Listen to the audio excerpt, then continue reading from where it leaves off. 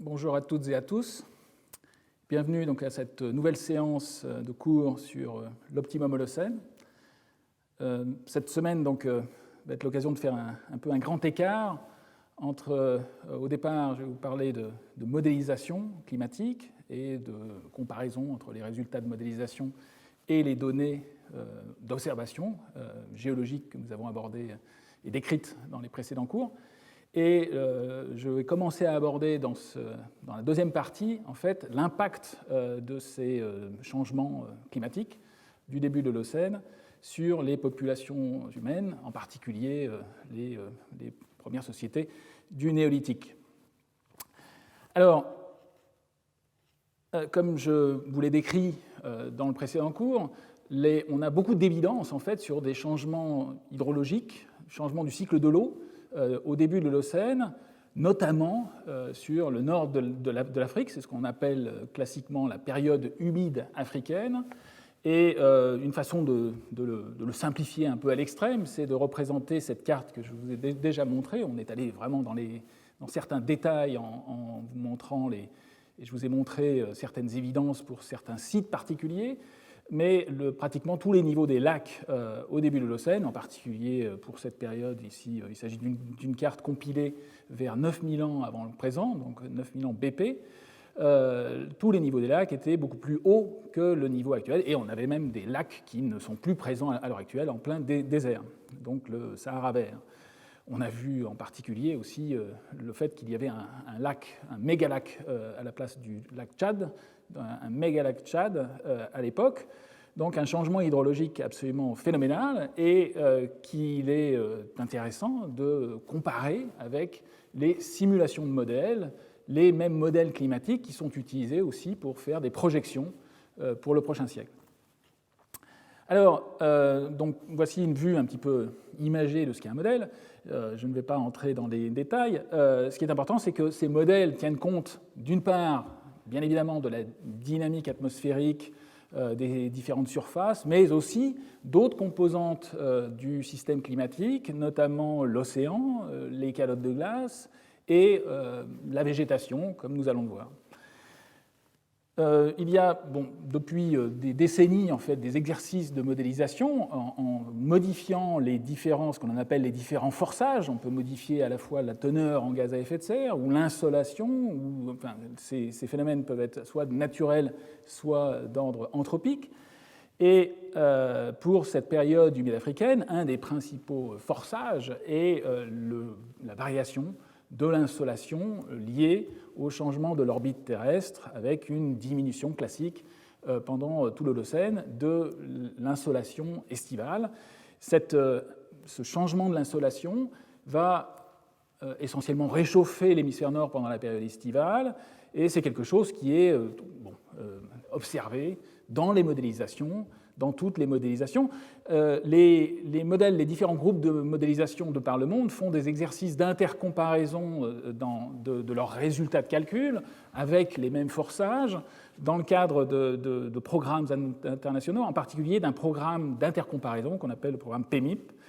Ici, donc, je vous ai déjà montré ces deux cartes. Il s'agit en fait de la compilation des changements de température, donc de l'anomalie de température moyennée pour tous les modèles qui ont participé à l'exercice d'intercomparaison ici du début des années 2000, avec une carte de changement de température qui montre essentiellement un réchauffement plus prononcé sur les continents, mais essentiellement confiné à l'hémisphère nord, qui est lié à ce forçage orbital, ce forçage lié au changement de l'insolation. Bon, les autres forçages, gaz à effet de serre, nous les avons vus, etc., ou volcanisme, etc., peuvent être pris en compte, mais en tout cas pour cette période estivale, le principal forçage est effectivement lié à l'insolation, à cette lente variation de l'insolation, cette lente diminution de l'insolation estivale. Et ce que l'on avait aussi abordé brièvement, c'est le fait que l'hydrologie a été impactée, le cycle hydrologique a été impacté, et dans les mêmes modélisations, il est possible de faire des calculs d'anomalies de précipitation, exprimées ici en millimètres par jour. C'est la carte de droite qui correspond exactement à la carte de gauche pour l'exercice PMIP2, qui là, a été publié en 2007. Donc ce que l'on voit sur la carte des variations hydrologiques, c'est essentiellement une augmentation des pluies dans la zone intertropicale, avec une diminution un peu plus au sud, une augmentation un peu plus au nord, essentiellement localisée sur les continents. On voit la frange tropicale africaine, on voit aussi une augmentation des pluies, on reverra dans la suite des cours sur l'Asie, mais essentiellement, tout se passe comme s'il y avait une migration vers le nord de ce qu'on appelle la zone de convergence intertropicale, ou ZCIT, ou ITCZ en anglais.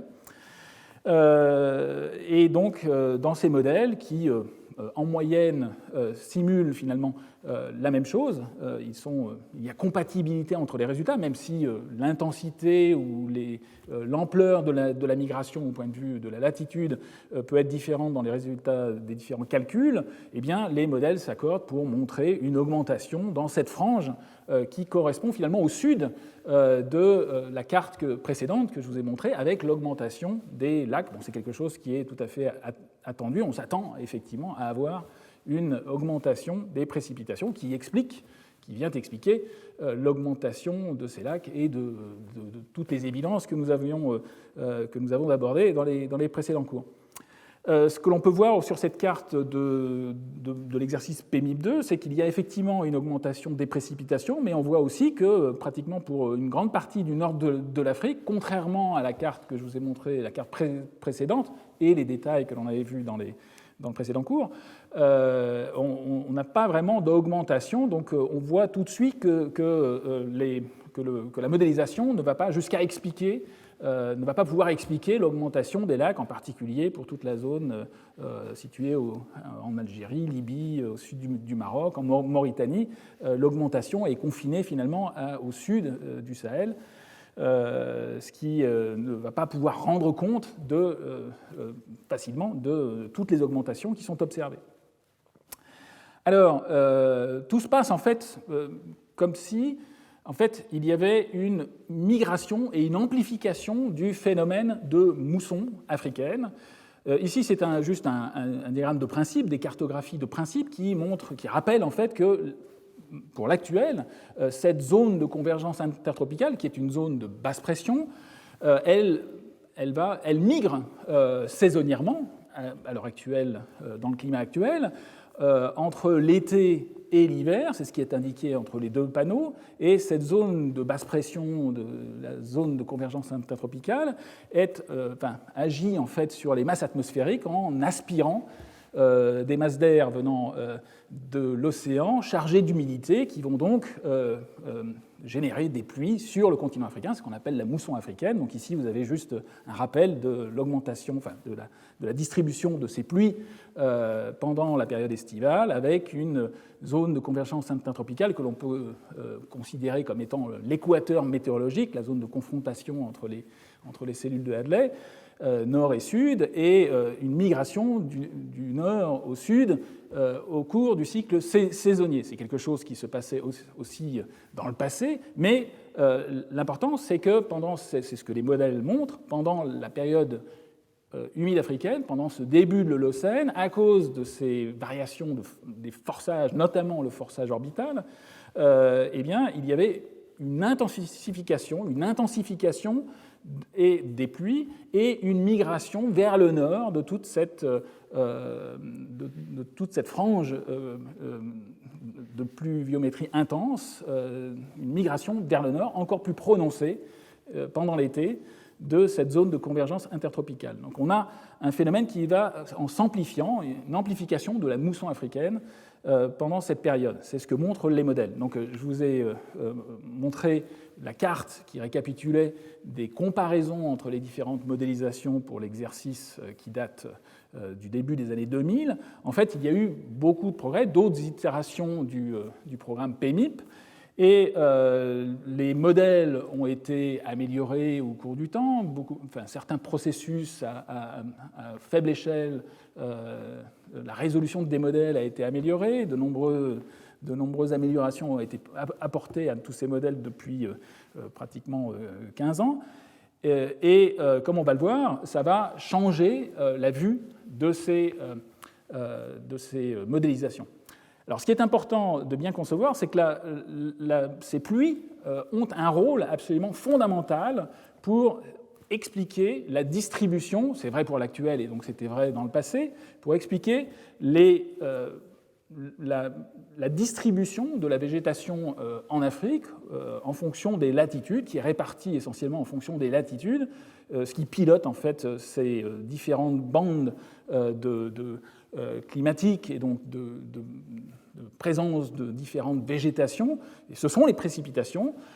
Ici, c'est juste une cartographie très simplifiée des différentes zones de végétation africaine, avec d'une part, on part de la Méditerranée avec une forêt méditerranéenne, une zone désertique, une zone semi-désertique, la zone du Sahel, qui est à la frontière entre la zone désertique et la zone de savane, et pour aller jusqu'à la forêt tropicale humide, représentée ici en vert. Sur la partie droite, c'est une carte en fait, qui montre aussi les différents types de photosynthèse des différentes plantes africaines. Enfin, pour ce zoom sur la carte de la distribution des types de photosynthèse, ce que l'on voit, c'est qu'en fait, la végétation est complètement contrôlée, dominée par le forçage qui est lié aux précipitations. Donc on va s'attendre, on voit ici essentiellement que les plantes qui sont adaptées, les plantes qui sont représentées ici en C4, qui sont adaptées justement à un climat un peu plus sec, eh bien, sont distribuées effectivement en fonction des changements de précipitation actuels, et donc on s'attend à avoir des variations dans le temps de ces cartographies de la végétation. C'est ce que nous avions nous avions vu cela en considérant certaines archives climatiques où il est possible de reconstituer notamment des changements de la distribution des différents pollens. Il est possible en fait de reconstituer, comme je vous l'avais montré, la distribution de la végétation environnante. Il y a d'autres évidences encore, mais on s'attend à avoir un contrôle climatique sur la végétation africaine très important. Alors pourquoi est-ce qu'il est fondamental de parler de la végétation? C'est que cette végétation, elle a aussi un rôle climatique. La végétation a un rôle, ne serait-ce que sur l'albédo, sur la réflectivité du rayonnement solaire au niveau du sol. Donc il y a, avec ou sans végétation, une différence qui va être fondamentale, mais la végétation a aussi d'autres rôles, notamment sur le cycle hydrologique. Elle va modifier l'évapotranspiration et donc le recyclage hydrique. Donc il est important en fait, de prendre en compte dans la modélisation aussi la présence ou l'absence ou la modification du couvert végétal. C'est ce qui est fait maintenant de mieux en mieux dans ces différents modèles. Et encore une fois, on pourrait faire l'historique de tous les exercices d'intercomparaison PMIP. Mais ici, pour résumer un petit peu l'affaire, je vous présente un exemple parmi d'autres d'une modélisation récente pour le climat classiquement calculé pour la période de 6000 ans BP. On pourrait calculer pour 8000, pour 9000 ou pour une autre date, mais dans le cadre de ces exercices d'intercomparaison, il est classique d'essayer de simuler et de comparer entre les différents groupes le climat pour 6000 ans avant le présent. Nous voyons un résultat de simulation à plus haute résolution qui, elle, tient compte de façon plus réaliste, en fait, non seulement des forçages externes, des forçages, notamment le forçage de l'insolation, cette grande variation de l'insolation, mais aussi des conditions aux limites dans la modélisation, dans le modèle, qui sont liées à la présence de la végétation, à la présence d'une modification des sols et la présence des lacs. On va voir en particulier que la présence du mégalac Tchad a aussi une influence locale sur l'hydrologie et donc sur la modélisation. En retour, il y a des rétroactions dans la modélisation entre cette végétation, ce couvert végétal qui a changé et la modélisation climatique qui est prise en compte dans ces calculs. Alors, comme on le voit, la partie gauche en fait, montre en fait, l'anomalie de température par rapport à l'actuelle pour cette période. Donc on retrouve essentiellement un réchauffement situé pour toute la frange nord de l'Afrique du Nord. Et on voit sur la partie droite eh bien, l'anomalie de précipitation qui est calculée pour la période de 6000 ans avant le présent. On voit que l'anomalie, si on compare avec la première planche que je vous ai montrée pour l'exercice de PMIP2, on voit qu'en fait, il y a une intensification avec ces nouveaux calculs et cette prise en compte un peu plus fine des problèmes de végétation de sol et de lac. On voit que l'intensification de cette mousson africaine est plus grande dans cette nouvelle modélisation. Dans ces nouvelles modélisations, ici, il s'agit essentiellement d'un exemple parmi d'autres. On en reverra d'autres dans la suite du cours. Mais on voit aussi que la limite nord, l'influence en fait de cette augmentation de la mousson africaine, des précipitations liées à cet événement du début de l'Holocène, va beaucoup plus loin en latitude. On voit aussi une augmentation très nette au niveau du Maroc, du sud de l'Algérie, enfin, etc., etc. Bon, ça ne va pas jusqu'à la zone méditerranéenne dans ce cas-là, mais on voit une augmentation qui est notable par rapport aux premières modélisations. Donc essentiellement, on voit que ça va dans le bon sens pour expliquer l'énorme anomalie qui, elle, pratiquement intéresse tout le nord de l'Afrique. On voit aussi, et nous en reparlerons dans la suite du cours, on voit que cette anomalie de précipitation va même au-delà de l'Afrique. On voit notamment une augmentation au niveau de la péninsule arabique. On voit que ça va intéresser en fait tout le Proche-Orient. Nous y reviendrons. Donc une prise en compte dans les modélisations de la végétation, des sols et des lacs qui permet d'expliquer de mieux en mieux les données, la distribution de ces variations de précipitation qui sont indéniables. Alors on pourrait aller plus loin dans la quantification, dans la comparaison quantitative entre les données et les modélisations, mais encore une fois, le simple fait de comparer des cartes montre, on voit très bien si les modélisations sont en deçà, si elles n'augmentent pas, enfin si elles ne montrent pas d'augmentation de précipitation, c'est clair que ça ne va pas induire d'augmentation du niveau des lacs dans ces régions. Alors, avec les modèles, il est possible aussi de séparer les différentes influences les différents ingrédients du calcul, et c'est ce qui a été fait par certains groupes. Ici, c'est juste un exemple justement de modélisation récente où un groupe suédois a essayé de modéliser avec leur modèle qui intègre aussi les changements de la végétation comme condition aux limites. Ils ont essayé de séparer plusieurs effets, certains effets, notamment l'effet du couvercle végétal et l'effet des poussières atmosphériques, des aérosols atmosphériques. Comme on l'a vu dans le précédent cours, pendant cette période humide africaine, eh bien, il y avait moins de transport de poussière venant du Sahara, on l'a vu en particulier sur les carottes au large de la Mauritanie. Donc on s'attend à avoir finalement une moindre influence pendant la période humide africaine de ces aérosols atmosphériques. Donc, alors ces aérosols atmosphériques, cette présence permanente de poussière atmosphérique, comme on l'a vu, elle a une influence à la fois sur le rayonnement incident, mais aussi sur d'autres paramètres dans les calculs climatiques de ces modélisations. Et donc, elles ont finalement une influence aussi climatique qu'on peut prendre en compte. C'est ce qui a été fait en fait par ces auteurs qui, d'une part, ont fait un calcul, c'est la carte qui est représentée à gauche, qui montre en fait en prenant compte de toutes les variations à la fois d'insolation, de végétation, des poussières atmosphériques, de la baisse des poussières atmosphériques pendant cette période, etc., des changements de surface, des types de sols, etc.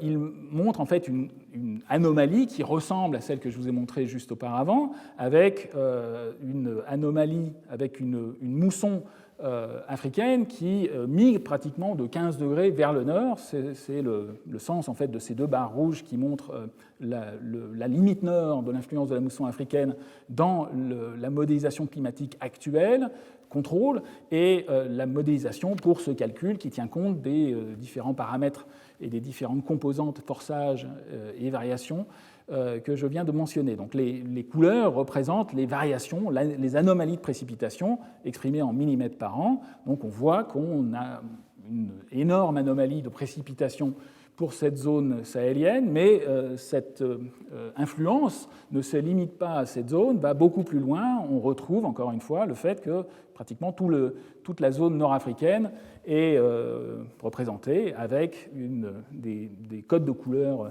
verts qui signalent une augmentation des précipitations. On voit en particulier ici très clairement une augmentation au niveau de la côte, au niveau du Maroc. Alors, ce que les chercheurs ont fait, c'est en plus, dans ces calculs, ils ont essayé de distinguer l'effet singulier, l'effet uniquement lié aux aérosols atmosphériques et en particulier à la baisse pendant la période humide africaine de la charge atmosphérique en aérosols, en faisant un calcul avec ou sans tenir compte de cette baisse des aérosols. Et c'est le sens en fait de cette carte qui est représentée sur la droite qui fait la différence entre deux calculs avec ou sans prise en compte de la modification de ces poussières atmosphériques qui avaient baissé pendant la période humide africaine. Donc c'est ce changement de précipitation qui est représenté ici en vert, toujours avec les mêmes codes de couleur exprimés en millimètres par an. Alors les amplitudes ne sont pas les mêmes, mais le résultat et les conclusions de ces auteurs sont que l'effet des aérosols est prépondérant et très important pour expliquer la migration vers le nord et l'intensification de cette mousson africaine pendant la période humide africaine. Alors, il s'agit de résultats récents. Il y a d'autres groupes de modélisation, ici, que je signale juste en ne vous montrant pas tous les détails de ces travaux. Mais un autre groupe a essayé de refaire avec leur modèle le même type d'exercice. Alors, il montre effectivement qu'il y a un effet de la baisse des aérosols qu'il faut prendre en compte pour simuler au mieux cette période, mais il trouve finalement que l'effet des aérosols est bien inférieur à l'effet de la végétation, contrairement à ce que annonçait justement l'autre groupe de modélisation. Donc c'est aussi une illustration, là c'est un groupe américain, c'est une illustration du fait qu'il s'agit effectivement encore de sciences en train de se faire, en train de se moderniser et de progresser, et tous les groupes de modélisation s'accordent sur le fait qu'on va effectivement dans le même sens. L'effet des aérosols va augmenter cette anomalie de précipitation et permettre d'expliquer au mieux l'anomalie de précipitation, mais l'amplitude va varier entre les différentes modélisations, et il y a encore effectivement beaucoup de choses à essayer de creuser pour essayer de comprendre la source de ces différences. Alors, certains groupes de modélisation vont même jusqu'à prendre le contre-pied un petit peu de ces différentes approches. Là, il s'agit d'un résultat d'un article qui résume une étude assez complète sur justement cette période de la période humide africaine, et ce qu'ont fait les auteurs, là, c'est avec un modèle d'essayer de modifier les paramètres du modèle de façon arbitraire, de façon statistique. Ils ont exploré, ils ont changé les paramètres, en particulier de la dynamique atmosphérique et de la représentation de la nébulosité, en essayant de maximiser l'anomalie hydrique pour se représenter au mieux les données, en particulier l'augmentation de précipitation dans le carré qui est représenté ici dans cette cartographie qui résume un petit peu toute l'affaire. Et essentiellement, ce qu'ils voulaient trouver, c'est, encore une fois, pour s'accorder avec les observations, c'est carrément un doublement des précipitations sur cette aire géographique. Mais ce qu'ils ont fait là est un exercice qui est intéressant intellectuellement, c'est-à-dire qu'ils ont modifié intentionnellement les paramètres climatiques de façon arbitraire pour caler au mieux avec les données. Et le résultat, effectivement, c'est d'observer dans la modélisation une augmentation qui est compatible avec une migration vers le nord très importante de cette mousson africaine, de cette pluviométrie importante. Mais ce que signalent les auteurs, c'est qu'ils arrivent finalement à faire ceci uniquement avec des changements ad hoc dans la modélisation, encore une fois qu'ils ont déterminé de façon statistique en faisant varier de nombreux paramètres dans ces modèles, mais la modification qui permet d'obtenir ce résultat d'anomalie de précipitation est essentiellement liée à des changements de la dynamique atmosphérique à haute altitude, de mélange entre les masses d'air, qui n'ont pas vraiment beaucoup d'influence lorsqu'ils refont des calculs pour le climat moderne. Donc finalement, la conclusion, c'est qu'en altérant finalement de façon assez limitée les paramètres de modélisation, ils arrivent à améliorer dans ce modèle climatique la simulation pour cette période de la période humide africaine. Donc c'est un exercice intellectuel intéressant. Il va être effectivement probablement répliqué par d'autres groupes de modélisation. Où on verra si les résultats vont dans le même sens et si les paramètres qui sont modifiés sont effectivement les mêmes. Mais on voit, encore une fois, il s'agit d'un travail qui est encore sous presse, qui vient d'être diffusé dans la communauté. On voit que ces modélisations de la période humide africaine sont même utiles justement pour tester et modifier les paramètres climatiques, les paramètres de la modélisation qui sont utilisés, encore une fois, dans les projections du prochain siècle. Alors, pour aller encore plus loin dans ces modélisations, il est aussi possible d'aller au-delà de la prise en compte de la végétation telle qu'elle est observée, c'est-à-dire en la prescrivant dans le calcul, en imposant la végétation de l'époque dans le calcul comme condition aux limites. Il est possible aussi de coupler, de faire interagir le modèle climatique avec un modèle de végétation, ce qu'on appelle un modèle dynamique de végétation globale, qui spontanément va faire varier la distribution de la végétation en réponse au changement climatique. Et en retour, cette végétation, comme elle a un rôle sur les paramètres climatiques et sur la modélisation climatique, on va avoir une rétroaction aussi de la végétation sur le modèle climatique. Alors c'est ce qui est ici, c'est juste une planche en fait qui représente de façon très imagée la distribution des plantes dans un des modèles classiques, un de ces modèles dynamiques de végétation globale classique, le modèle LPJ, qui, encore une fois, on ne représente pas chaque arbre et chaque petite fleur dans le modèle. Les plantes sont représentées, sont groupées en types fonctionnels de plantes, les fameux PFT, et c'est ces PFT qui sont corrélés à des paramètres climatiques qui vont varier en fonction des changements climatiques liés à la modélisation, et en retour, on va pouvoir coupler et faire modifier la modélisation climatique en fonction des changements de la végétation. Alors c'est ce qui peut être fait, et c'est ce qui a été fait récemment, justement, pour étudier cette période humide africaine. Ici, quelques résultats de modèles, justement, d'un modèle de l'Institut Max Planck de Hambourg, qui présente à la fois la carte actuelle de la végétation groupée en biomes. Alors, les différents codes de couleurs montrent les biomes désertiques.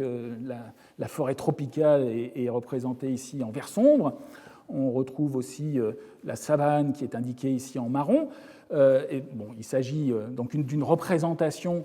Il faut imaginer que le modèle climatique et le modèle de représentation de la végétation sont couplés et qu'en fait, il y a une représentation ensuite à l'aide de ces modélisations de la végétation actuelle qui est globalement compatible avec ce que nous connaissons de la végétation. Il faudrait comparer avec la carte que je vous ai indiquée auparavant de la répartition de la végétation africaine en fonction de la latitude, mais on reconnaît effectivement des constantes. Et la carte du haut montre en fait le résultat pour la période de 6000 ans avant le présent, où on voit très clairement qu'on a eu une migration en raison de en liaison avec cette modification de l'hydrologie, cette migration vers le nord de l'ITCZ et de la zone d'intense mousson africaine, eh bien, on voit une migration vers le nord de toutes les limites de ces différents biomes, de toutes ces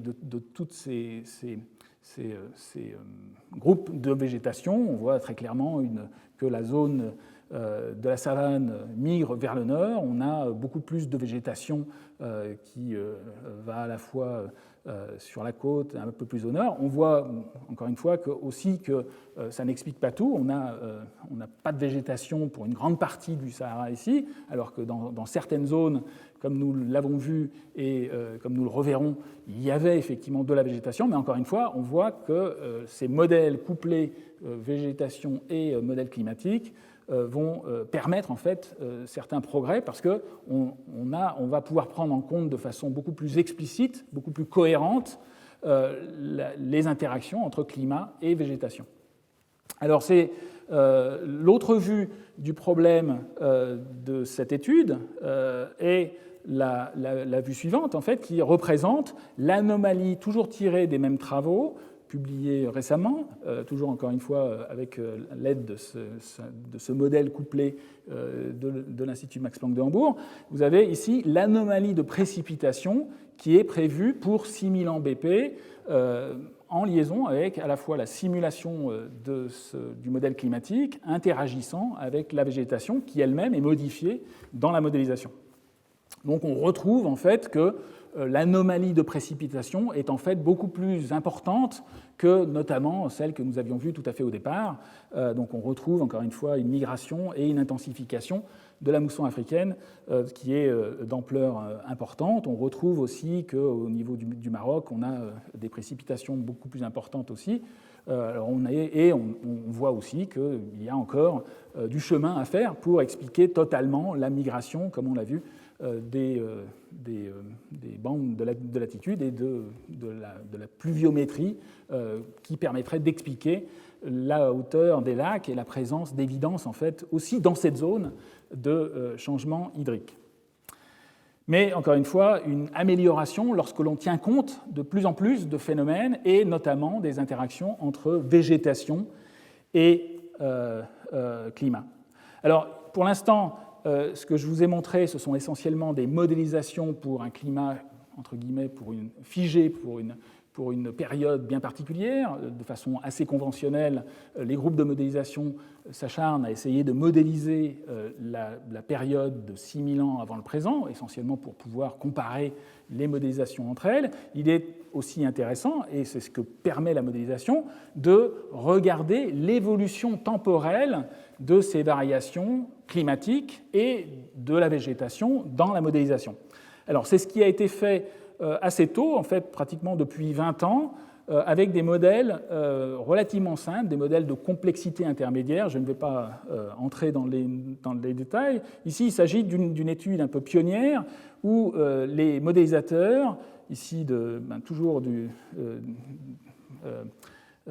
Max Planck, et en collaboration avec un institut à Potsdam, ont essayé d'étudier l'évolution temporelle au cours de l'Holocène des interactions entre climat et végétation pour cette zone du nord de l'Afrique, mais de façon transitoire, en essayant de voir l'évolution au cours du temps pendant les derniers 11 000 ans ou 9 000 ans. Ici, il s'agit d'un diagramme qui résume une étude qui a été publiée en 1999, qui montre en fait l'évolution temporelle entre 9 000 ans avant le présent et l'actuel ici, avec la flèche temporelle à chaque fois dans le bon sens, avec différents panneaux qui représentent à la fois le forçage orbital. Ici, vous avez le forçage lié à l'insolation dans cette zone, exprimé en watts par mètre carré. Donc on voit la diminution lente et progressive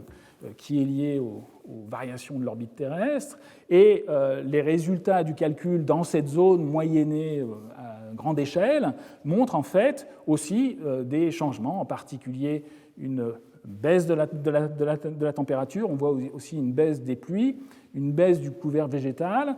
Ce qui est intéressant, c'est là tout le point en fait, de ce papier pionnier justement sur ces interactions entre couvert végétal et modélisation, c'est qu'on voit que la transition à la fois sur la température, sur les pluies et sur le couvert végétal, c'est notablement le cas pour le couvert végétal, et cette transition est beaucoup plus rapide que ce que le laisserait penser le forçage de l'insolation. En d'autres termes, une simple relation linéaire entre climat, hydrologie et forçage de l'insolation ne permet pas une compatibilité avec un changement aussi abrupt. En fait, il y a une rétroaction, ce sont les rétroactions atmosphère-végétation qui expliquent en fait cette accélération de la variation à la fois de la température et surtout de la pluviométrie et du couvert végétal. Ce sont les rétroactions entre ces deux phénomènes qui vont permettre d'expliquer l'accélération à peu près vers 6 000 ans, 5 000 ans avant le présent. Alors c'est quelque chose qui est important parce que dans le cadre de ce que je vous avais montré dans le précédent cours, certaines archives paléoclimatiques, à la fois lacustres et autres, permettent de montrer que la fin de la période humide africaine est relativement, dans certains cas et même assez souvent rapide, beaucoup plus rapide, effectivement, qu'on s'attendrait à la voir avec un forçage simple et une réponse linéaire au forçage de l'insolation. Eh bien, apparemment, une partie de l'explication de cette rapidité et de cette accélération de la fin de la période humide africaine, telle qu'elle est étudiée ici dans cette modélisation, est liée justement aux rétroactions liées à la végétation. Alors, il s'agit encore une fois d'une étude pionnière qui, elle, a été publiée il y a plus de 20 ans. Ce type d'étude a pu être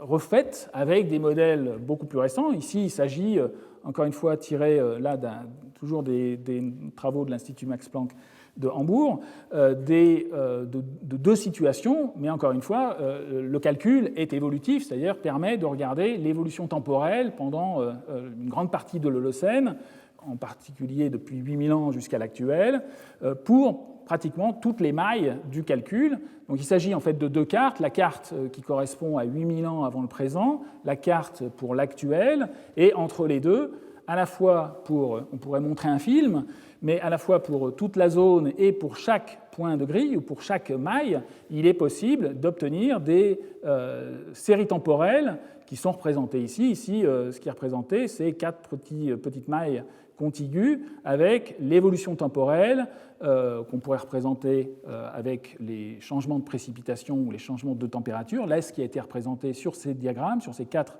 diagrammes, c'est en fait l'évolution dans chaque case des biomes, des différents groupes de végétation entre la forêt, des arbustes et essentiellement une végétation caractérisée par des graminées ou carrément un désert. Donc on a une évolution temporelle et il est possible en fait de regarder aussi la rapidité de ces phénomènes pour chaque point de grille. Alors il est important d'avoir une vue, je dirais, générale de ces phénomènes d'évolution climatique et évolution hydrologique au niveau de toute l'Afrique parce que ça permet de mieux comprendre et de mieux comparer avec les données telles qu'elles ont été établies et que je vous les ai montrées dans les cours précédents. Ici, il s'agit d'une vue imagée qui représente en fait pour chaque maille du calcul, les séries temporelles représentées sur toute la carte de l'Afrique, mais bien au-delà, toute la zone aussi du Proche-Orient. Donc on a accès finalement à toute l'information et on va pouvoir la comparer avec les données particulières. Je vous avais dit notamment que lorsque l'on regarde les données d'observation, datées comme elles le sont et localisées avec les types d'archives toutes un peu différentes, il était possible en fait de mettre en évidence, même si c'est toujours difficile statistiquement, il est possible de mettre en évidence que la fin de la période humide africaine, elle est transgressive dans le temps et dans l'espace, c'est-à-dire que la fin de cette période humide africaine, elle est à la fois rapide, mais elle ne se passe pas exactement au même moment sur toute la zone. On a mis en évidence le fait qu'elle est plus précoce à l'est et au nord par rapport à ce qu'elle est au sud. C'est le sens de cette représentation ici. Il s'agit d'une carte qui représente l'âge de la fin avec un code de couleur. Le rouge, ça va jusqu'à 6000 ans. Le bleu, 5000, 4000 et très tardif, vers 3000 pour les points représentés ici en vert.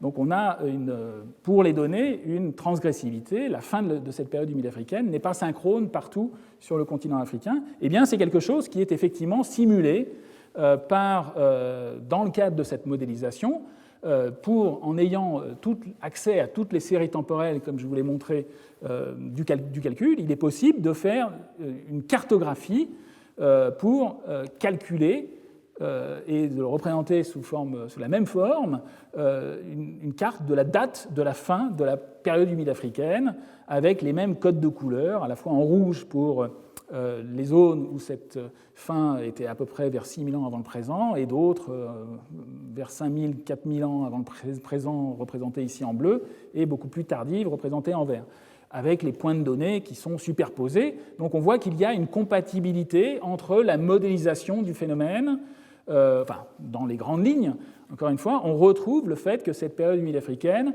elle a une fin un peu plus précoce au nord et à l'est par rapport à ce qu'elle est un peu plus au sud. Donc une compatibilité aussi dans cette distribution spatiale et temporelle, puisqu'encore une fois, ce que l'on regarde ici, c'est l'évolution temporelle. On ne se contente pas de regarder une fenêtre temporelle uniquement à 6000 ans avant le présent. On voit toute l'évolution du système pour toute la zone qui est relativement large, de l'Afrique jusqu'au Proche-Orient. Alors, donc une compatibilité il y a entre ces différentes modélisations et les données.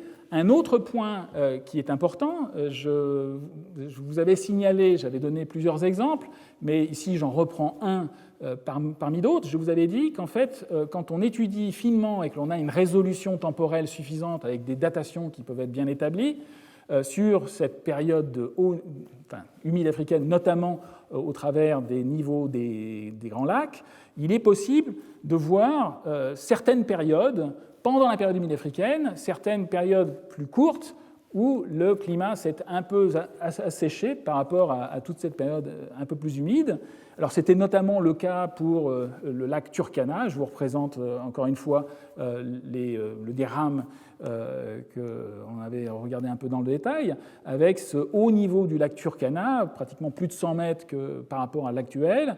Et ce que l'on avait vu, c'est qu'il y avait une période vers 8000 ans, un peu avant 8000 ans avant le présent, une période où il y avait probablement une descente du lac et une remontée, donc qui signale le fait qu'il y a eu, pendant cette période humide africaine, depuis le début de l'Holocène, ici 12 000 pratiquement jusqu'à 5000 ans avant le présent, des périodes un peu plus sèches au milieu de cette longue période beaucoup plus humide. Alors, 8000 ans, on en avait déjà parlé lorsque j'ai abordé le cours sur les changements des calottes de glace et du niveau marin.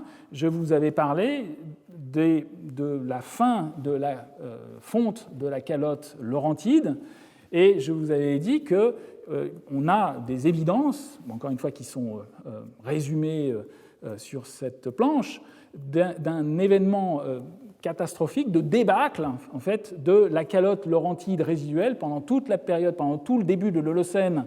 La calotte laurentide qui était localisée sur le continent nord-américain, en particulier sur le Canada, fondait progressivement. Il y avait un lac proglaciaire au sud, le lac Agassiz, etc. Et ce que j'avais mentionné, et qui est lié à toutes les études qui ont été faites sur ce sujet, c'est qu'il y a eu, vers 8000 ans, un peu avant 8000 ans avant le présent, un événement très important au point de vue climatique, qui est que cette calotte de glace résiduelle est partie de façon très rapide au sens géologique du terme, sous la forme d'iceberg, vers la mer du Labrador et avec de la glace donc, qui est allée fondre dans l'Atlantique Nord. C'est un événement qui est majeur, et cet événement majeur qui a été relativement bien étudié sur le continent nord-américain a eu une répercussion aussi sur l'Atlantique Nord, en particulier sur la circulation thermohaline qui est représentée, encore une fois. Il faut imaginer que les masses de glace sont venues fondre en mer du Labrador et se sont ensuite propagées à tout l'Atlantique Nord. Et cette modification de l'hydrologie, en particulier cette baisse de la salinité, il s'agit de glace, donc d'eau douce, a eu une influence sur cette énorme cellule globale de convection, qu'on appelle la circulation thermohaline, qui transporte en permanence, en particulier au niveau de l'Atlantique, du sud vers le nord, des masses d'eau relativement chaudes. Il y a un transport de chaleur qui est équivalent à peu près 1 pétawatt, donc 10 puissance 15 watts en permanence. Eh bien, cette anomalie, cette perturbation hydrologique liée à la fonte résiduelle de la calotte laurentide a très certainement, on a beaucoup d'évidence, je vous l'avais montré, que ceci a freiné la circulation thermohaline, et donc on s'attend à avoir un impact majeur, c'est ce que l'on voit dans les données, sur les températures de part et d'autre de l'Atlantique. Mais comme il s'agit d'un phénomène, d'une circulation qui a une influence globale, il est possible et on va le voir, il est possible d'envisager aussi un impact à l'échelle mondiale sur le climat.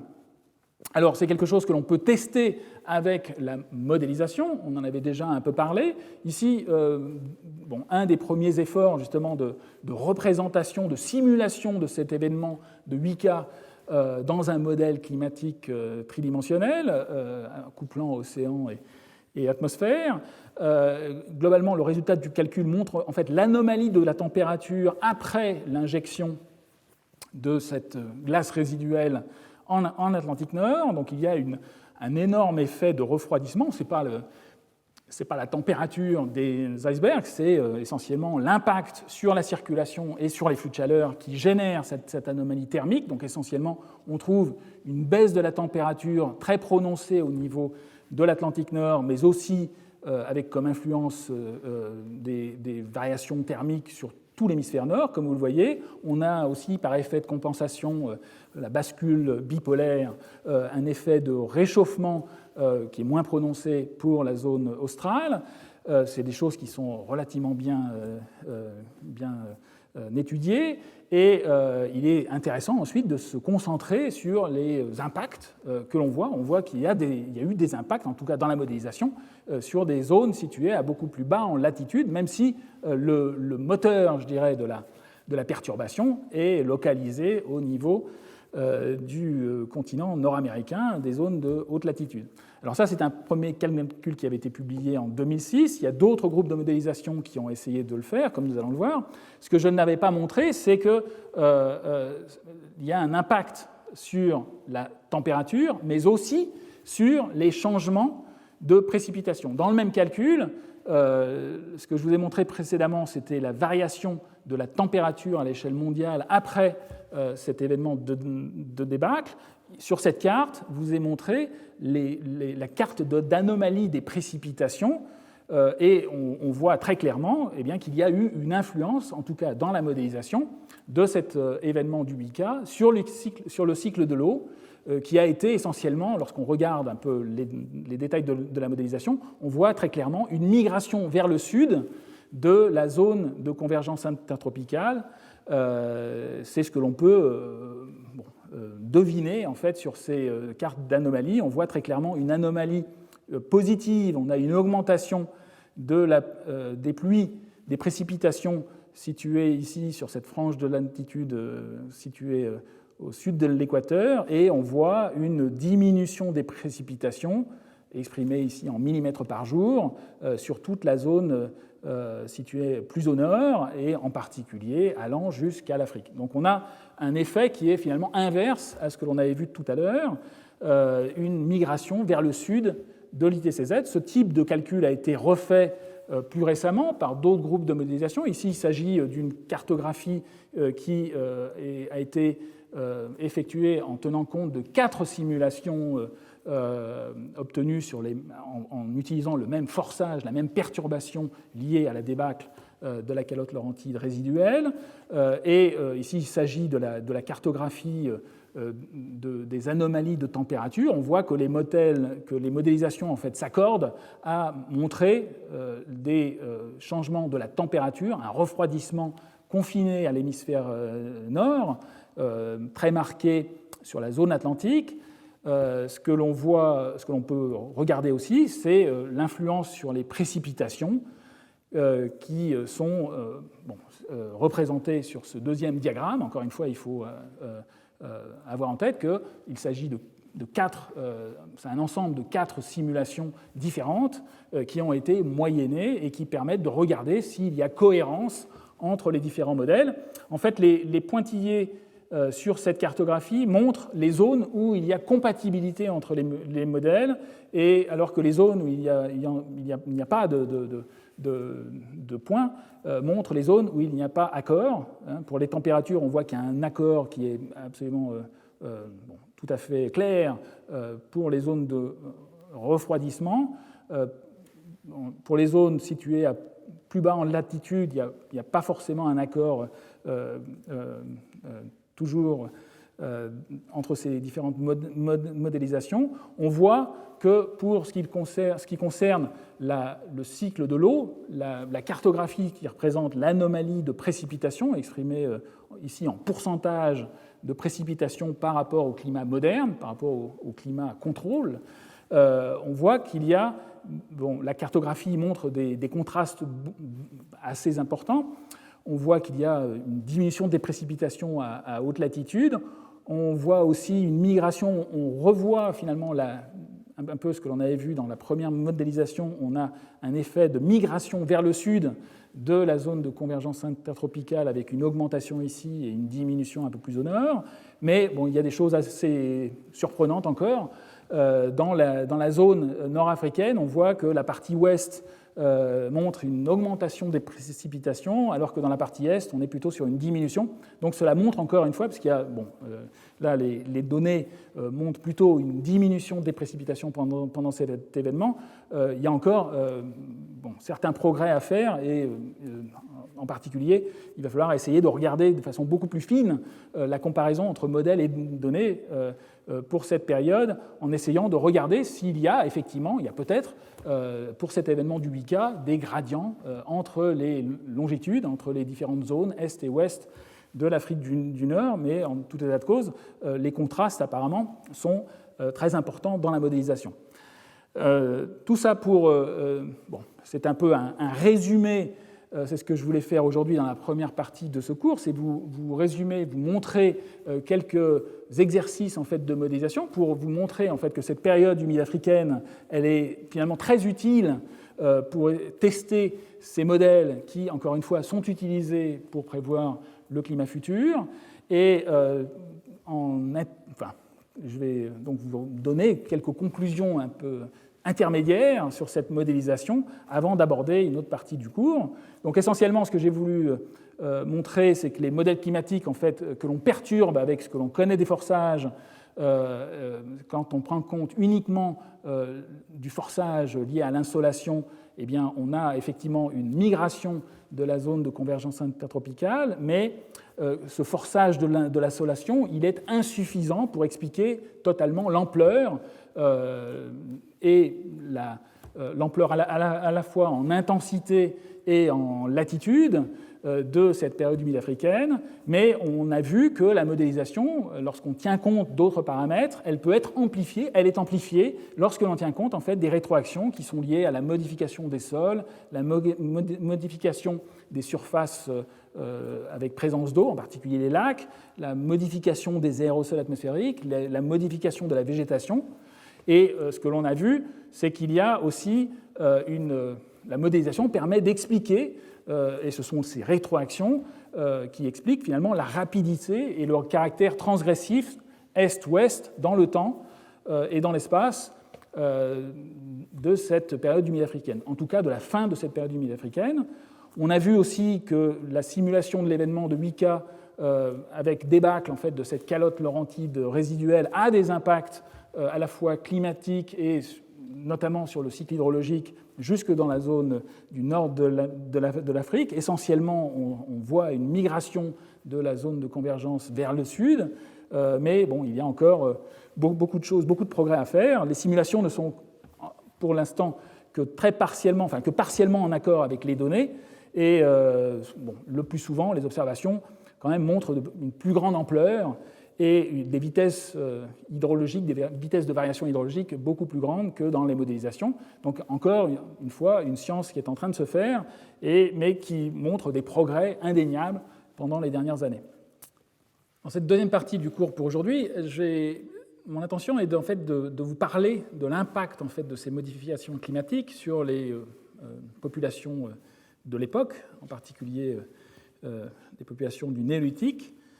Il est intéressant de repartir en fait, sur ces cartes de modification climatique pour 6000 ans avant le présent.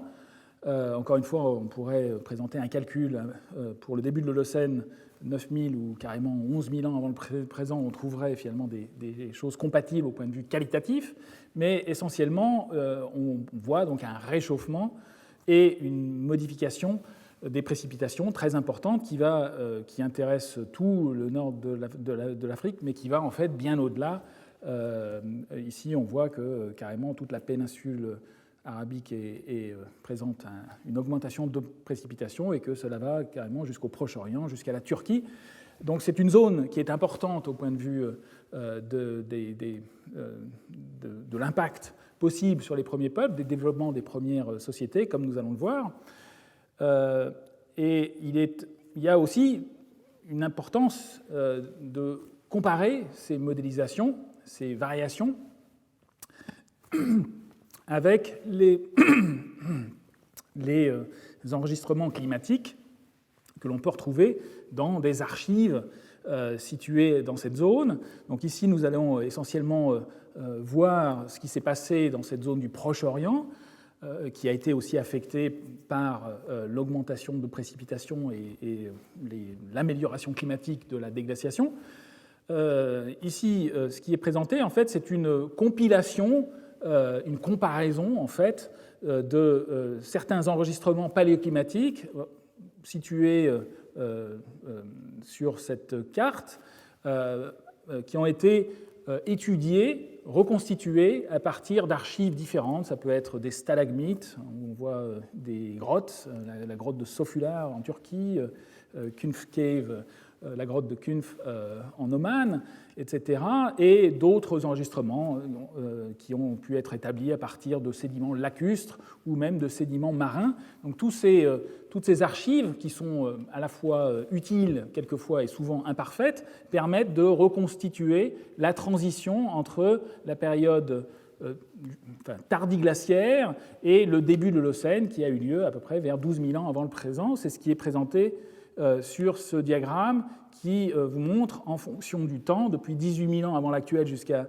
8 000 ans, donc il s'agit essentiellement de la transition. Le début de l'Holocène, 12 000 ans, est ici. Donc on voit essentiellement dans tous ces enregistrements une amélioration, une modification, une augmentation à la fois des précipitations et des températures. Alors ici, il s'agit, on pourrait le détailler, mais il s'agit d'enregistrements isotopiques qui n'ont pas tous la même signification au point de vue climatique, mais globalement, de façon qualitative, on voit une amélioration qui est ici comparée avec les paléotempératures, enfin, l'indicateur delta O18 que l'on avait vu dans les carottes de glace du Groenland, qui, au premier ordre, est un enregistrement, permet d'enregistrer des paléotempératures. Donc on voit le début de l'Holocène ici, vers 11 700 ans avant le présent, et une augmentation des températures à partir de cette période tardiglaciaire qui, globalement, était plus froide que la période actuelle et en particulier que le début de l'Holocène. Donc une amélioration qui est généralisée à toute la zone et que l'on peut retrouver, encore une fois, il s'agit ici d'un exercice de comparaison entre différents enregistrements. Ici, je vous présente un autre exercice par d'autres auteurs qui ont essayé de compiler des données pour cette zone du Proche-Orient obtenues dans différents enregistrements. Alors ici, cette compilation, elle est représentée dans l'autre sens, c'est-à-dire que la flèche temporelle ici varie de droite à gauche, donc le temps présent est ici, la période glaciaire est là et le début de l'Holocène est ici à 12 000.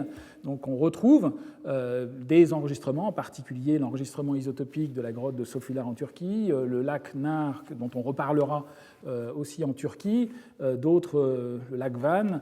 Alors tous les enregistrements n'ont pas la même valeur, la même résolution et la même fiabilité au point de vue de leur indication et de leur chronologie, mais globalement, on retrouve encore une fois la grotte d'Oman et d'autres enregistrements, en particulier la grotte de Sorek en Israël, et un enregistrement qui est difficile à expliquer et difficile à interpréter, qui sont les sédiments en fait de ce qu'on appelle le lac Lisan, qui est en fait la mer morte, qui était beaucoup plus grande à l'époque. Mais globalement, on a une variation pendant toute cette transition entre la période tardiglaciaire et la période holocène, essentiellement une amélioration climatique, et en particulier, comme vous le voyez ici, tous ces enregistrements sont interprétés dans le sens d'une augmentation des précipitations, wetter en anglais, donc plus humide, et globalement, c'est ce qui caractérise ce début de l'Holocène avec on le voit très bien en particulier sur cet enregistrement isotopique de la grotte de Kunf, une augmentation des précipitations et ensuite une diminution progressive pendant cette période holocène.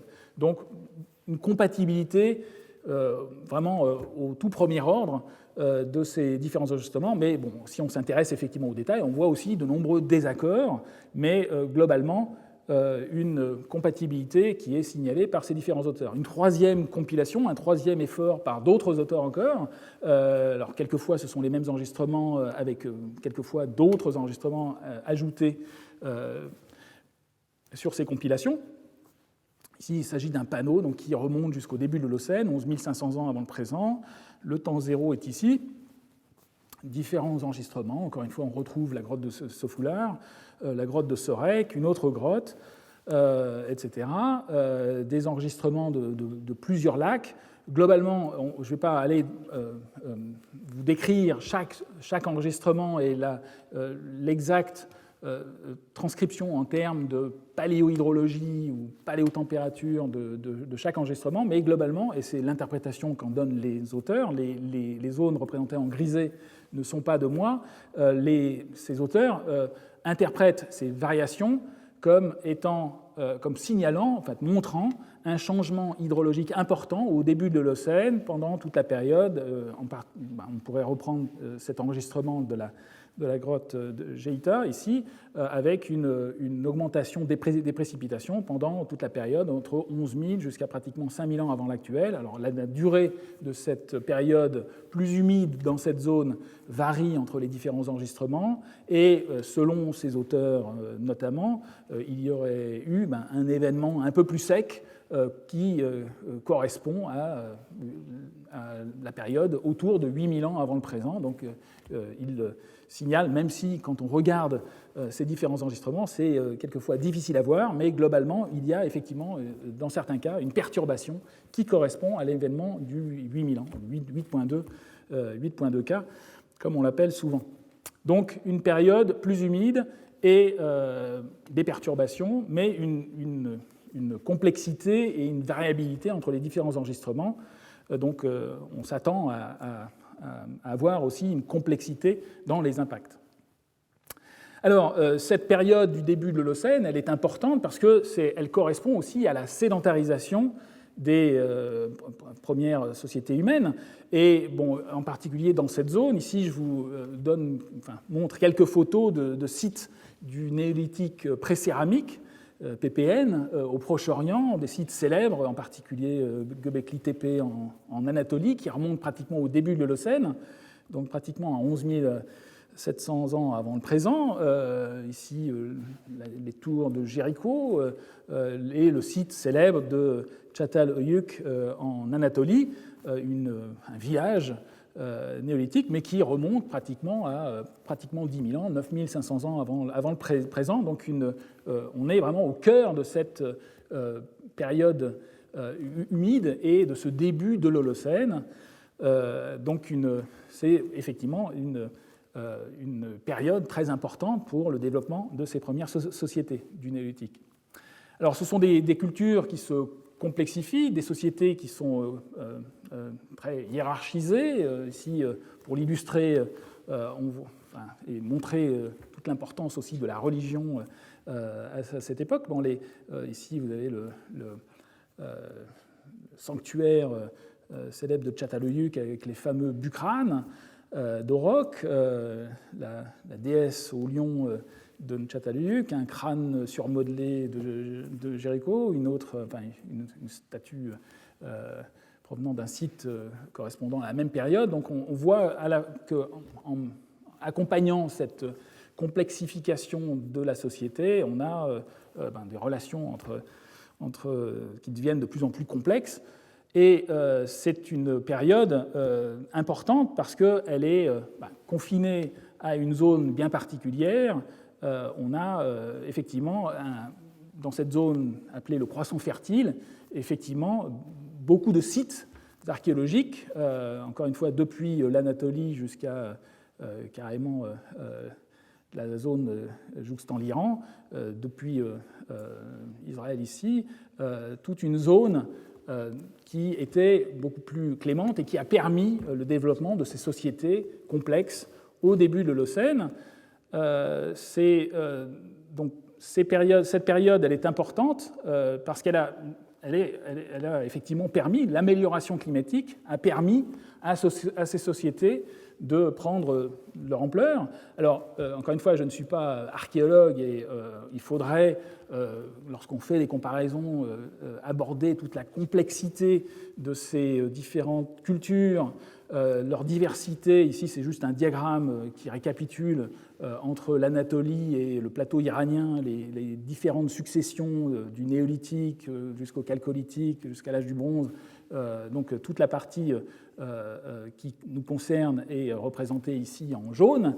Donc pour vraiment faire les choses dans le détail, il faudrait considérer et aller encore plus avant dans la complexité en considérant les différentes cultures dans le détail, mais globalement, on a une explosion de la complexité de ces sociétés au début du néolithique, qui est en particulier liée à l'amélioration climatique et surtout à la possibilité de cultiver, d'augmenter la taille des populations en utilisant au mieux les ressources locales qui étaient très favorables, et ceci en lien avec l'amélioration climatique. Ici, c'est une cartographie qui résume en fait une étude qui montre en fait qu'au début de l'Holocène, cette amélioration climatique, elle a étendu l'ère de croissance potentielle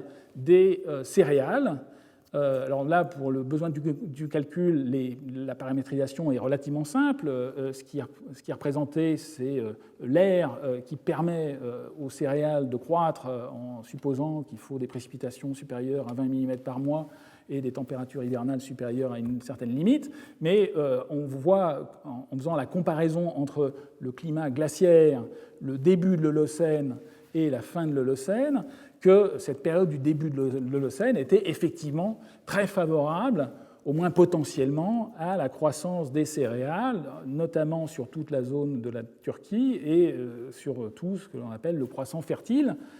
Donc c'est ce qui est représenté sur ces cartes, qui sont liées aux connaissances paléoclimatiques. Alors il est clair aussi que l'amélioration des ressources qui étaient à disposition de ces peuples, au départ les derniers paléolithiques, et l'amélioration climatique n'ont pas été les seuls facteurs qui ont permis l'agriculture. Il y a aussi des facteurs liés aux populations elles-mêmes, notamment liés à cette sédentarisation, mais il y a eu donc une rétroaction entre ces phénomènes purement sociétaux et l'amélioration climatique qui, en synergie, ont permis à ces populations d'inventer finalement l'agriculture, et notamment en améliorant finalement cette agriculture, au départ liée à la collecte de céréales sauvages.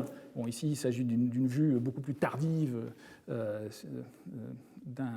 d'une vue de la récolte de blé en Égypte, avec une faucille, avec probablement des silex. Bon, mais globalement, à cette période tout à fait précoce de la période de Holocène, eh bien, les premières populations se sont mises à collecter des céréales sauvages, à les sélectionner et carrément à les modifier. C'est ce qui est indiqué en fait sur ce diagramme, enfin, sur cette planche simplifiée qui présente la comparaison entre les épillets d'un blé sauvage et d'un blé domestiqué, les grains tombant naturellement dans ce qui est un problème quand on veut récolter les grains.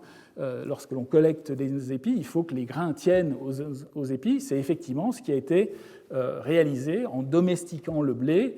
Et on peut, en fait, dans les sites archéologiques, en étudiant finement les restes de blé, déterminer s'il s'agit d'un blé sauvage ou s'il s'agit d'un blé domestiqué, à partir de ces restes, et en particulier de restes qui montrent en fait l'embase de ces épillets. Alors, bien évidemment, lorsque les grains tiennent aux épis, on est obligé ensuite pour extraire de les battre, mais ça permet justement de collecter les grains au lieu de les perdre lorsqu'on collecte les épis. Donc une amélioration, une agriculture qui a été inventée pendant cette période du début de l'Holocène et qui peut être étudiée, dans les sites archéologiques. Donc, à partir et qui a été mise en évidence dans ce croissant fertile.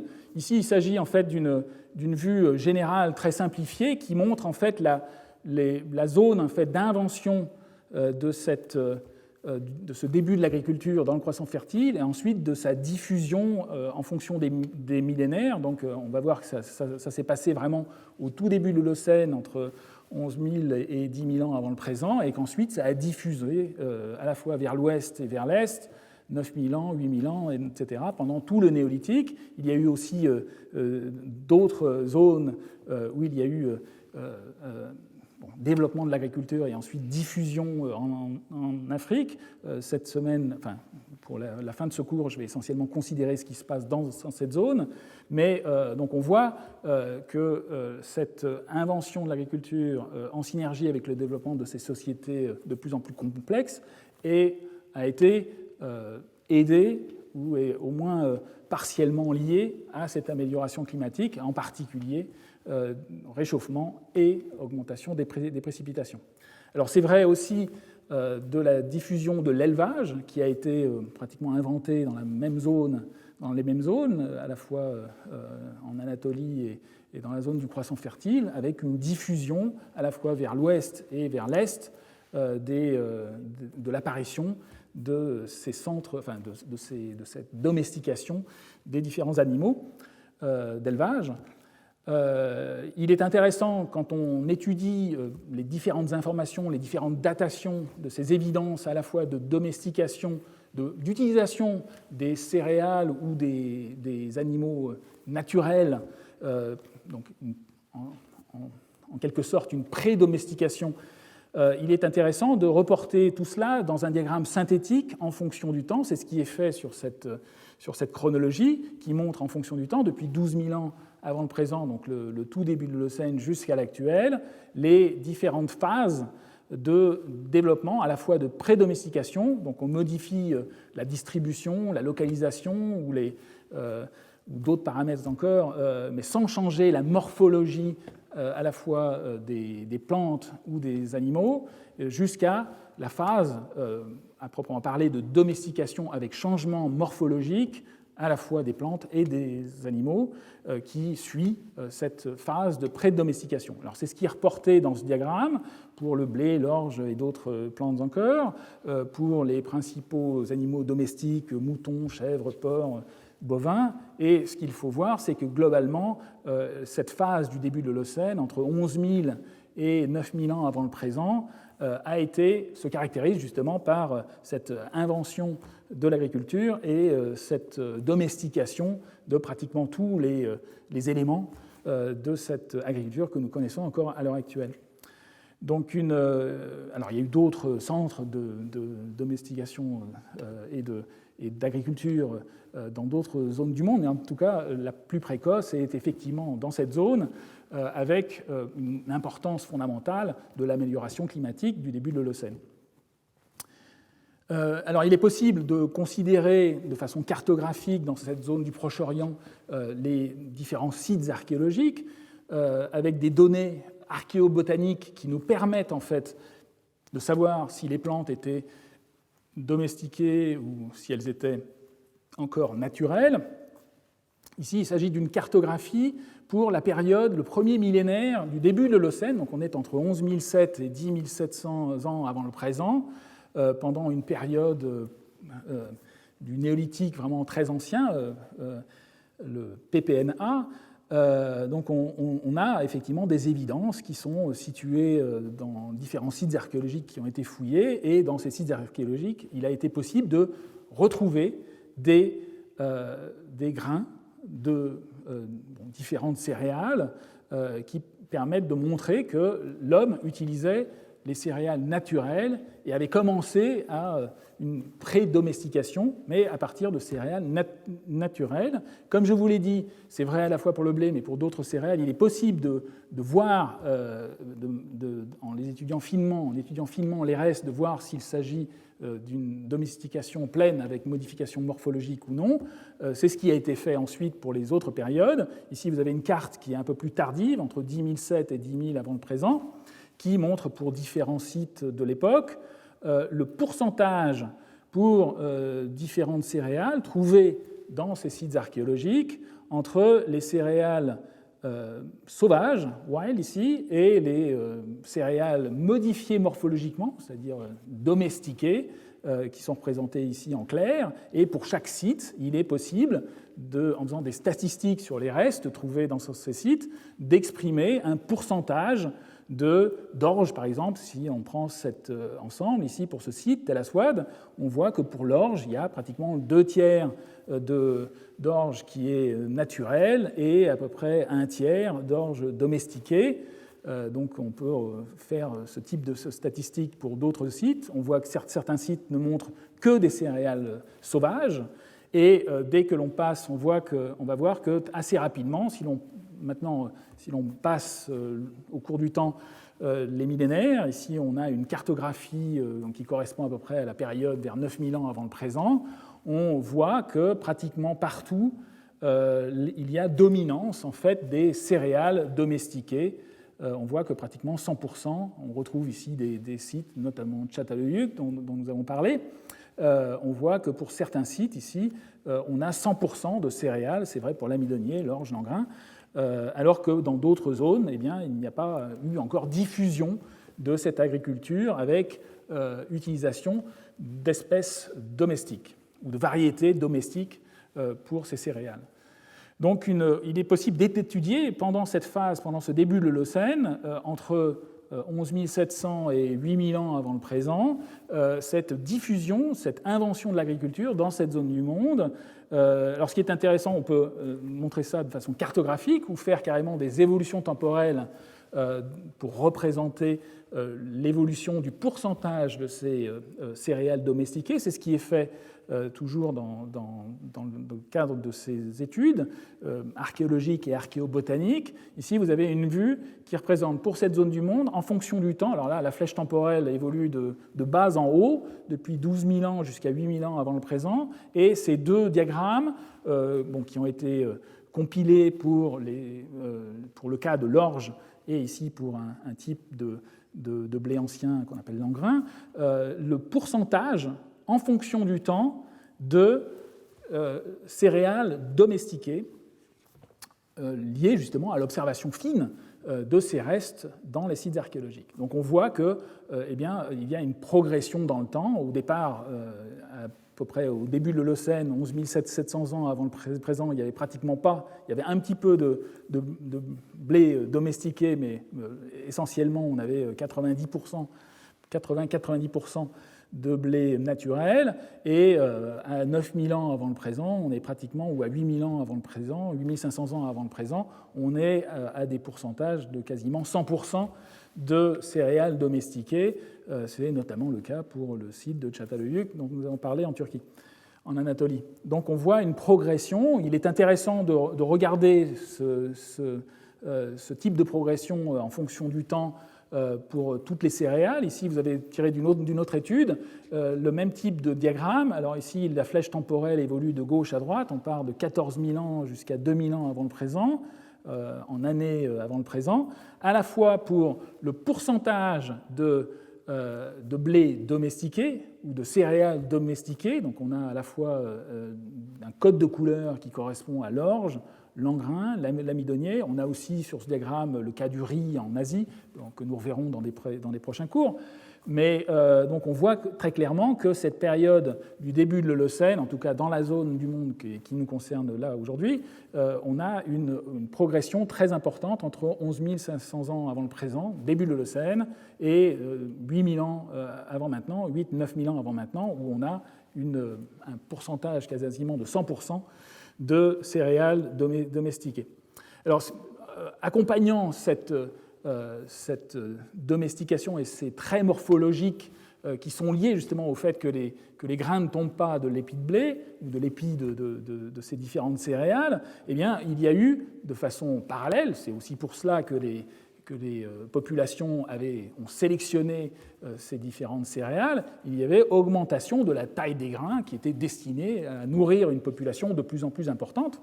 Donc, dans les mêmes sites archéologiques, il est possible de faire des statistiques sur la taille des grains, et on voit de façon parallèle à l'évolution du pourcentage de ces céréales domestiques, eh bien, une augmentation très nette pour les différentes espèces, orge, engrain, etc., de la taille des grains, qui a permis de nourrir ces populations de plus en plus complexes et de plus en plus importantes au point de vue démographique.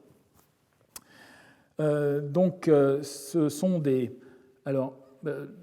choses qui sont très clairement liées à la synergie entre climat, hydrologie et population de l'époque, population néolithique.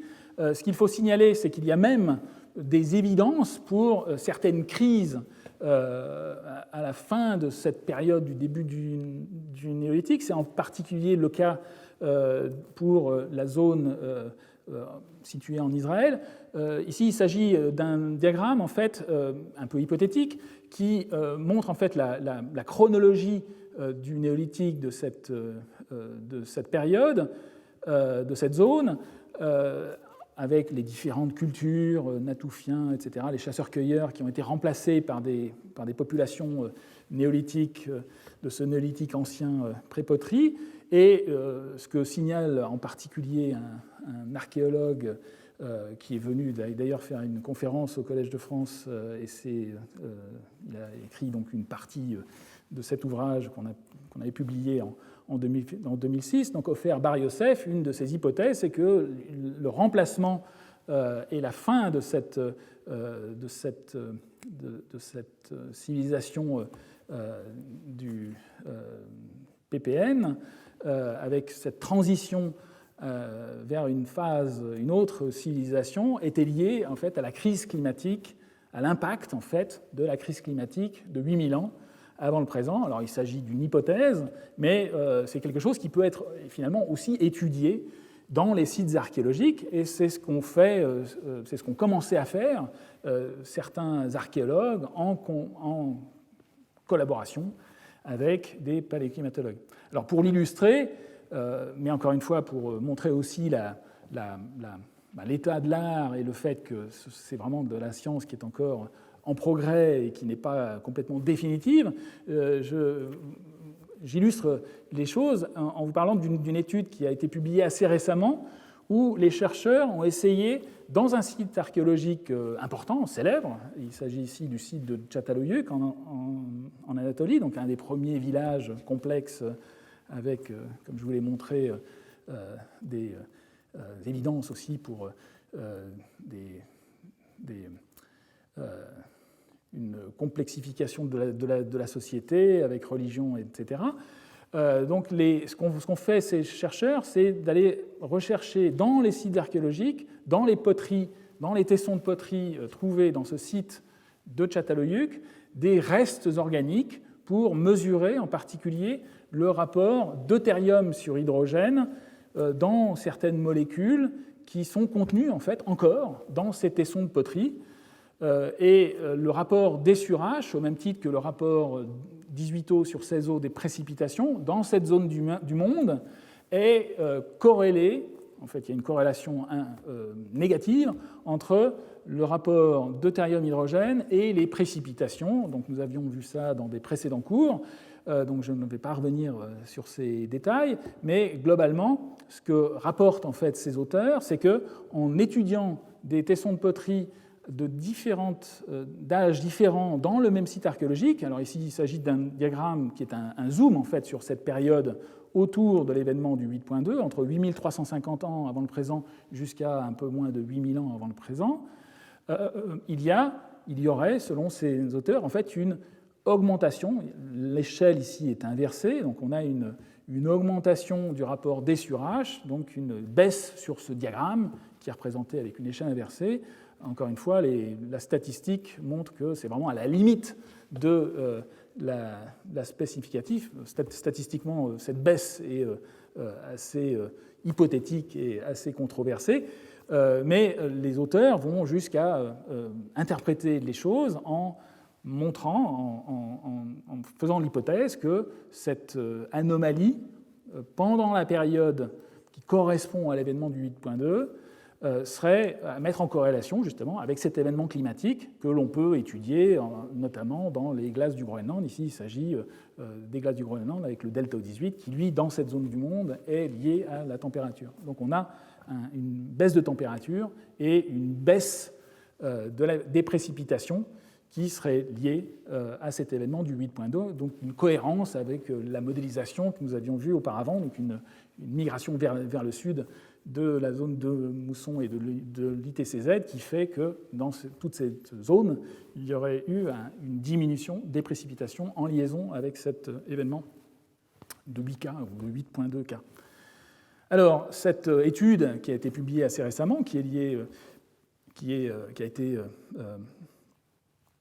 réalisée par un groupe qui est à l'université de Bristol, a été critiquée par d'autres auteurs, notamment des auteurs d'autres universités anglaises, l'université de Sheffield et de Durham. Donc ici, il s'agit, encore une fois, c'est vraiment l'illustration même du débat scientifique entre différents groupes, avec des publications, des commentaires et des réponses. Ici, il s'agit de tirer justement d'un commentaire critique de la première publication publiée dans les PNAS, de cette étude, où les auteurs ont critiqué l'aspect, à la limite de la statistique, de l'anomalie du rapport D sur H dans les enregistrements du D sur H dans les poteries de Çatalhöyük. Donc là, les représentations en fonction du temps évoluent de bas en haut. Donc ici, on part vers 8000 ans jusqu'à... on part de 9000 ans jusqu'à 8000 ans ici. Et en comparaison avec le Groenland. Alors, le point de ces critiques, c'est que, d'une part, l'anomalie est relativement difficile à discerner statistiquement, mais qu'en plus, d'autres enregistrements locaux, en particulier l'enregistrement du lac Nar, l'enregistrement isotopique, que ces auteurs interprètent en termes de température. Ici, il s'agit d'un diagramme qui est directement tiré du rapport delta O18 mesuré dans les sédiments du lac Nar, qui est relativement proche en fait du site de Çatalhöyük. Ces auteurs disent on ne voit pas d'anomalie correspondant à l'événement du 8.2 dans cette série de delta O18 du lac Nar, ce qui veut donc dire que l'anomalie ici est vraiment soit très faible, soit inexistante. Alors cette critique a été commentée par les auteurs de départ, par le groupe qui avait publié l'étude originale, et en particulier je dirais que la critique, certains points de la critique sont tout à fait valides, mais par contre, la comparaison avec les sédiments du lac Nar qui était faite par les auteurs critiques ne tient pas parce que leur interprétation en termes de paléotempérature est totalement erronée. Dans cette zone du monde, on en a déjà parlé, le delta O18 est d'abord relié aux précipitations, et lorsque l'on regarde, c'est ce que j'ai fait ici, lorsque l'on représente le diagramme original de la publication de l'enregistrement isotopique en fait, du lac Nar, c'est ce qui est représenté ici, alors ici le delta O18 est représenté dans le bon sens, donc quand on évolue vers le bas, on a plus de précipitations et vers le haut, moins de précipitations. On voit très clairement que sur cet enregistrement original, représenté en fonction du temps depuis 7000 ans avant le présent, jusqu'à 12 000 ans, depuis 12 000 ans jusqu'à 7 000 ans avant le présent, on voit quand même une anomalie de précipitation. La zone était effectivement plus sèche pendant l'événement du 8.2K, ce qui est tout à fait compatible avec la modélisation que nous avions mentionnée au début de ce cours. Donc on a quand même une compatibilité qui est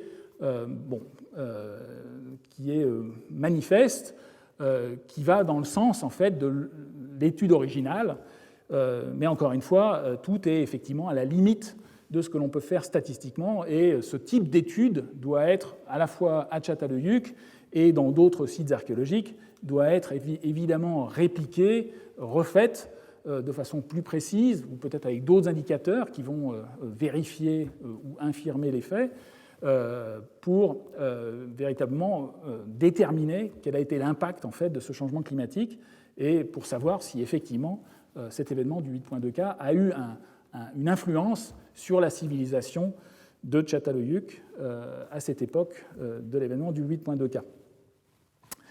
Donc, ceci, encore une fois, est un exemple tout à fait typique du débat scientifique entre des groupes qui font de la recherche en fait, sur des données qui viennent d'être acquises. Et donc, il est très clair que dans les prochaines années, nous allons avoir d'autres informations.